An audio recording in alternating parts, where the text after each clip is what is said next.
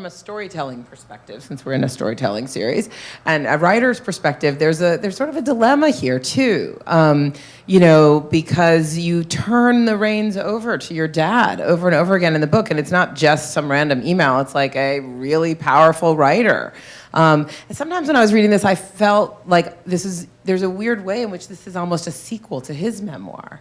They're both obviously about the family, and they're both about recovery. I mean, and I wonder, tell me a little, if you could just talk us through that choice to almost write the book with him, right? To use his voice, not to shy away from it, but how do you make sure that that your own voice is dominant and sort of, I don't know, even the line between where Erin Lee Carr ends and David Carr starts and vice versa?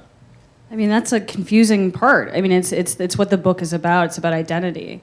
Being so close to somebody so smart and charismatic was important, but also like challenging. But when I read that email, it's just like, it's like things like be equal to the path you have chosen.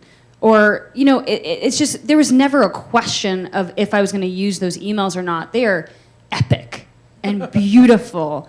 And like, that's the reason to write this, that other people can be sort of mentored by him in a way.